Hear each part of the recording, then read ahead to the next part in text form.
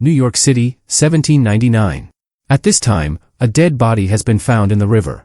They plan to burn the body, but Ichabod protests. He believes that through pathology, it can be determined whether the man died before drowning or after. But both the law and society oppose autopsies. Anyone who does such things is labeled an atheist. This leads to conflict between Ichabod and the judge in court, because Ichabod believes they are stepping into the 19th century, yet the justice system is still stuck in ancient times. As a result, many people are being punished without guilt. As punishment for his attitude, the judge transfers him to Sleepy Hollow, a Dutch farming village 2 days north of Hudson City. In just 2 weeks, 3 people have died there, and strangely, though the bodies were found, their heads were missing. If Ichabod can solve this mystery, only then will he gain recognition. And so, his journey begins. Now, about the cursed village of Sleepy Hollow, Baltus Van Tassel, the village landlord, has called for many police officers from New York City to investigate the case, but none have dared to come. The events have created such terror that when villagers see Ichabod, they shut their doors in fear. When Ichabod reaches Baltus's grand mansion, he sees a couple kissing in the dark. All the elders are invited tonight. Here, Ichabod first meets Baltus's daughter Katrina.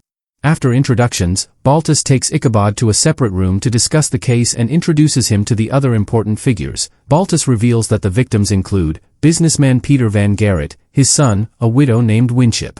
Their bodies were found, but their heads were missing.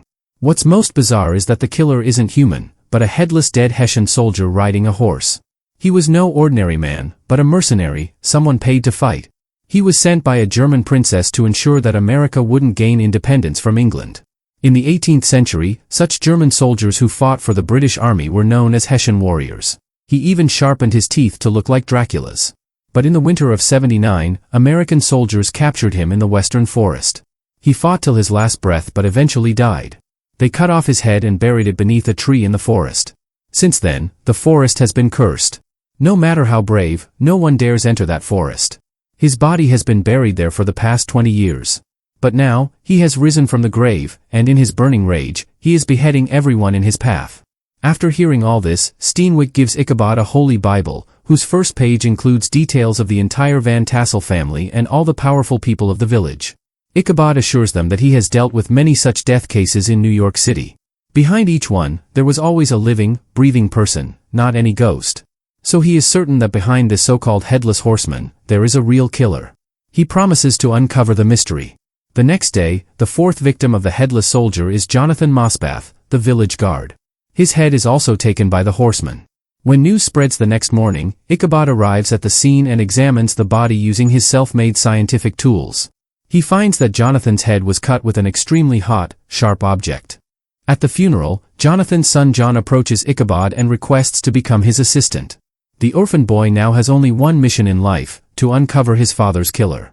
At that moment, Magistrate Phillips secretly tells Ichabod that not just 4, but 5 people have died. But before he can finish, Father Steenwyck arrives, and Phillips leaves. Ichabod realizes that there are many secrets in this village that he cannot uncover alone. No one is coming forward to help. So, he accepts John as his assistant. The next day, he checks the bodies, and during the autopsy of Winship, he discovers a wound in her abdomen. It reveals that Winship was pregnant. So, the 4th victim was Winship's unborn child, and the 5th was Jonathan. At night, in the reading room, Ichabod sees Katrina reading some books on spirituality and witchcraft. From this, Ichabod learns that these books were once her mother's favorites. So, whenever she gets the chance, Katrina still reads them secretly. Through conversation, Ichabod finds out that Katrina's mother died 2 years ago. During her illness, the nurse who used to care for her was later married by her father, Baltus. In other words, Lady Van Tassel is her stepmother. The first death in the village, businessman Van Garrett, was actually a relative of the Van Tassel family. As Ichabod is about to leave, Katrina gives him one of her mother's books for protection and tells him to always keep it close.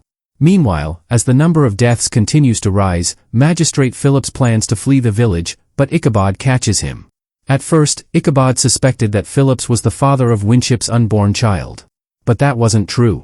Winship had indeed come to him to demand the rights for her child, and Phillips did tell her who the father was. But for certain reasons, Phillips was forced to remain silent. However, the sky suddenly darkened with clouds, and amidst thunder, the headless horseman appeared and slit Phillips' throat, taking his head with him. For the first time, Ichabod sees the headless horseman with his own eyes, and faints from fear. The next day, when Ichabod regains consciousness, seeing his condition, Baltus decides to bring a skilled detective from New York. But just when everyone thought Ichabod would return to the city, he surprises them by coming outside and announcing that he needs a few brave men to take him to the soldier's grave in the western woods. Though no one agrees to this plan, John volunteers to go alone. The next day, the journey begins. On the way, Ichabod learns from John that Jonathan's family used to work and live at Peter Van Garrett's house. And a week before his death, there had been a major argument between Van Garrett and his son, after which Van Garrett had summoned Jonathan. Hearing all this, Ichabod begins to suspect that there is definitely a common link among all the deaths. As they go deeper into the western side of the forest, they discover a cave, which turns out to be a witch's lair. Ichabod asks the witch about the headless horseman. Through occult rituals, the witch turns herself into a medium and reveals that to the west of the forest, where the sun sets, beneath an abandoned tree lies the horseman's grave. According to her directions, they set off, and midway through, Katrina joins them. All of them walk together for several hours and finally reach a strange-looking tree at the edge of the forest, known as the Tree of the Dead. Ichabod notices blood on the tree and begins to dig around its roots. There, they discover all the severed heads of the murdered villagers.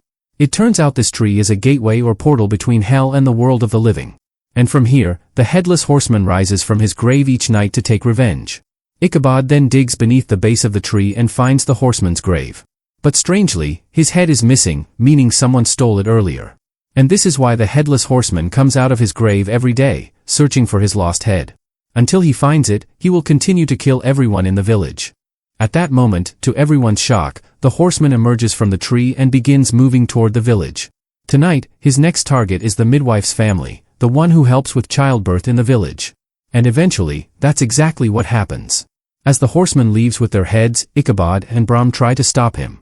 But something strange happens. Even though they try to kill him, the horseman doesn't seem to want to kill them.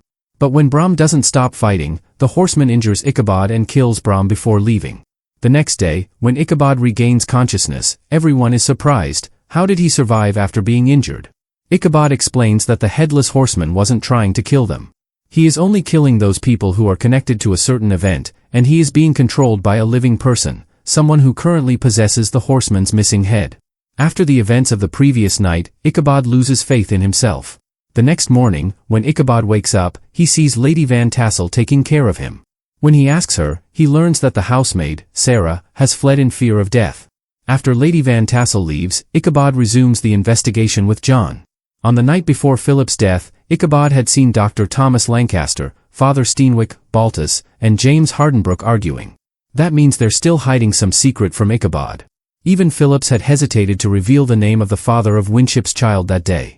What's noticeable now is that after Van Garrett's death, Baltus has become the richest man in the village. Ichabod reads the Bible's first page, which lists the village's noblemen, and then visits notary James Hardenbrook, asking to see Van Garrett's property deeds. According to the deed, all property had been left to Van Garrett's son. But since both father and son are now dead, the property would go to the closest living relative. But secretly, Van Garrett had married Winship. And before his death, he had created a new will transferring all his property to Winship and her unborn child. The witnesses to this new will were four of the village's elite: Dr. Thomas Lancaster, Father Steenwick, Magistrate Samuel Phillips, and James Hardenbrook. But after the fight with his son the night before his death, Van Garrett had told Jonathan, who worked in his house, about the new will. As a result, Jonathan was also killed. In other words, the headless horseman is killing everyone who knows about the new will. And it's clear now that Baltus Van Tassel must have stolen the horseman's head. That would make him the true conspirator. When Ichabod returns with these thoughts, he finds Katrina waiting for them in his room. Katrina tells him that Baltus wants Ichabod to return to the city. After Katrina leaves, a spider crawls under Ichabod's bed. As he checks underneath, he suddenly finds a mysterious symbol drawn there, what is known as the evil eye. This means someone is using black magic on Ichabod. But who? At night, when Ichabod wakes up to a sound and goes outside, he sees someone in black clothing walking quickly toward the forest. When he quietly follows, he sees that the person in black is actually Lady Van Tassel, who is engaging in a physical relationship with a stranger. Then, for a strange reason, she cuts her own hand with a knife. Ichabod is shocked and returns home, only to discover that all the evidence he had kept in his desk is gone. His suspicion turns out to be right. Katrina had burned all the evidence to protect her father. When Ichabod accuses her of doing this to save Baltus, Katrina gets angry and walks away. That afternoon, Lady Van Tassel calls Ichabod and says she knows he followed her into the forest. She requests him not to tell Baltus about her affair. Just then, Baltus arrives with the news that James Hardenbrook has committed suicide out of fear. Father Steenwick has called everyone to the church today, and there may be accusations against Ichabod as well. By evening, everyone is getting ready to go to the church. Lady Van Tassel is waiting outside for Baltus, when suddenly the headless horseman arrives and Baltus screams and runs into the church with everyone else. From inside, people start shooting at him. Amidst this terrifying chaos, Lancaster confesses that when Baltus confronted him about the affair between Lady Van Tassel and Steenwick, Steenwick struck him on the head and killed him. In fear, Baltus shoots Steenwick. When everyone turns on Baltus, the headless horseman pulls him out of the window with a hook and beheads him. Katrina faints at the sight, and Ichabod notices the evil eye drawn on the church floor and a piece of chalk in Katrina's hand. Ichabod realizes that Katrina had been behind the black magic and had stolen the horseman's head to bring about all the murders, so she could inherit all the property. But Ichabod has fallen deeply in love with Katrina. So without telling anyone about the horseman's truth, he says farewell to John and sets off toward New York, taking Katrina's mother's book with him as a memory. But in sorrow, as he flips through the book, he discovers that the symbol they thought was the evil eye was actually used to protect loved ones from evil forces. This means Katrina isn't the one behind the murders, someone else is. Ichabod turns his carriage around and heads to the morgue where Lady Van Tassel's body was kept. By examining the cut on her hand, he realizes this isn't her body.